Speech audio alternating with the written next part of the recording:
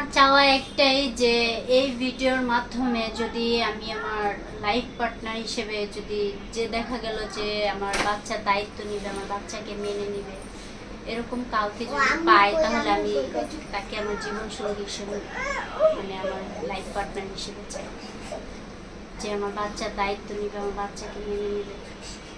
একটা মেয়ে মানুষ একা থাকা তো পসিবল না, তাও দীর্ঘদিন আমার জীবনটাকে আমি অনেক কষ্টে পার করছি। মুহূর্তে ভিডিও দেখছেন, আপনাদের সবাইকে আন্তরিক শুভেচ্ছা অভিনন্দন, এবং আমরা আশা করি আপনারা সবাই ভালো আছেন, ভালো থাকবেন। তো দর্শক বন্ধুরা, আপনারা জানেন যে আমাদের নিয়মিত অনুষ্ঠান অসহায় মানুষের জীবনের গল্প, তারই ধারাবাহিকতায় আজকে যে বোনটি দেখতে পাচ্ছেন, এই বোনটির বাস্তব জীবনের গল্প আজকে আমরা তুলে ধরব। তো তার আগে আমরা এই বোনটির নামটি জানবো এবং কোথায় থাকে সেই বিষয়টা আজকে আপনাদের কাছে তুলে ধরবো। আপু, আসসালামু আলাইকুম। ওয়ালাইকুম আসসালাম। আসসালামু আলাইকুম। আপু, একটু জোরে বলবেন আপনার নাম এবং ফ্যামিলি থেকে কে আছে?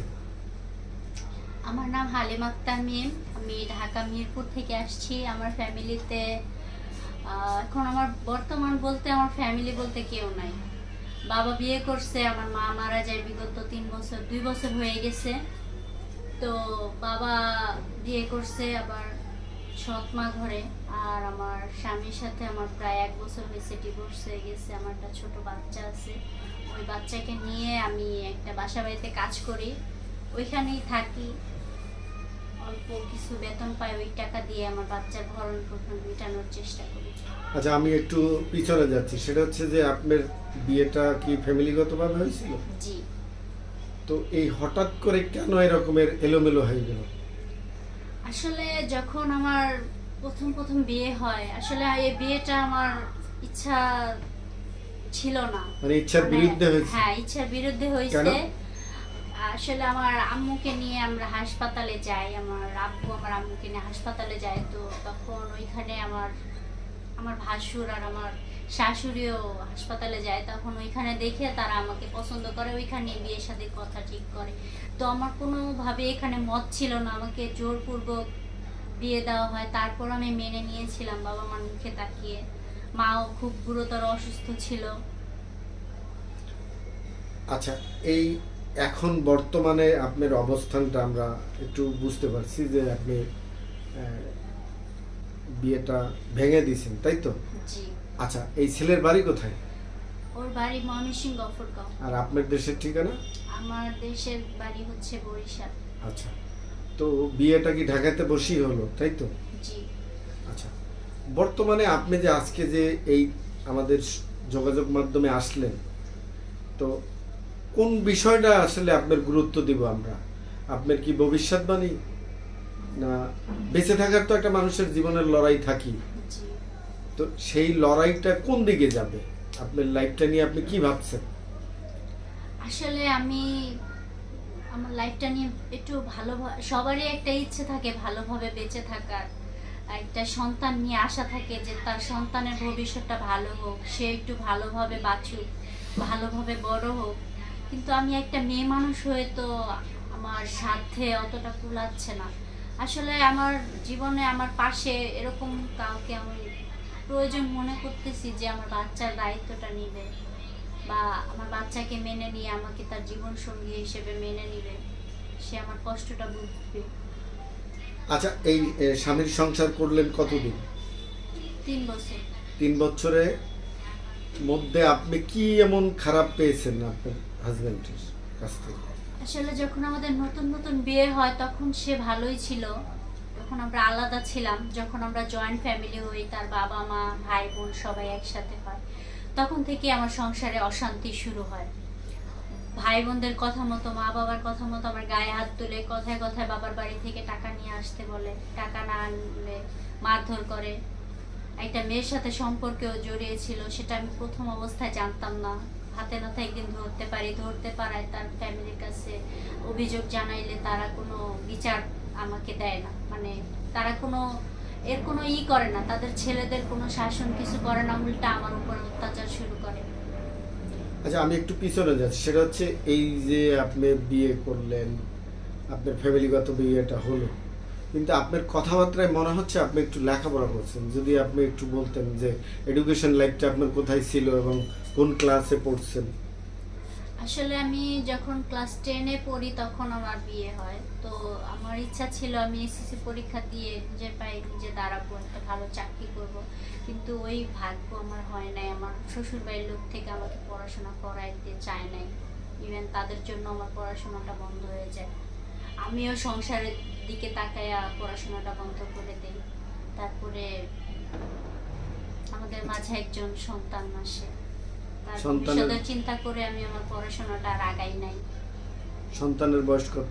2 বছর। কার কাছে থাকে, আপনার কাছে না মায়ের কাছে?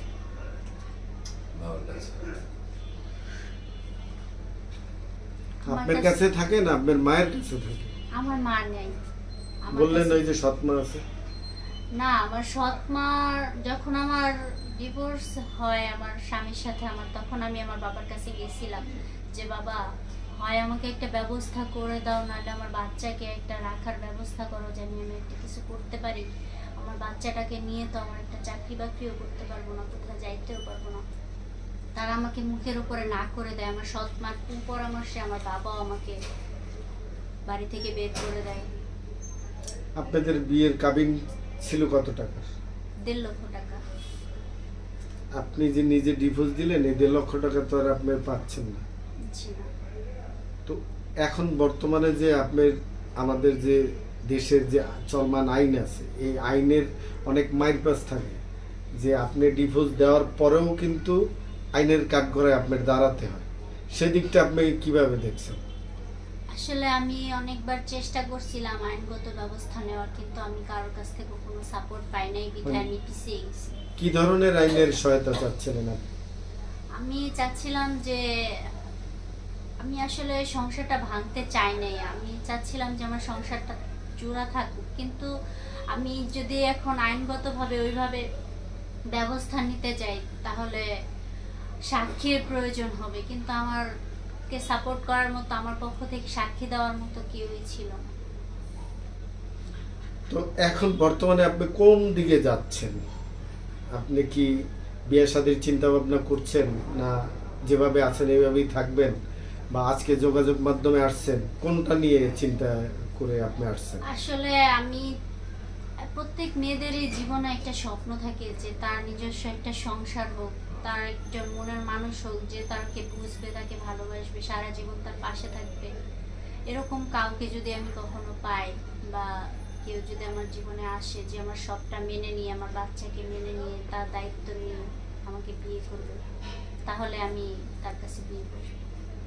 এখন সেটা তো আপনার দিক থেকেও একটা ভালোবাসা দেওয়া উচিত, বা দিবেন, ছেলের পক্ষ থেকেও দিবে, কিন্তু এই যোগাযোগ মাধ্যমের আপনি চাচ্ছেন কি আপনার ভবিষ্যৎ বিয়ে করার চিন্তা ভাবনা করতেছেন, তাই তো?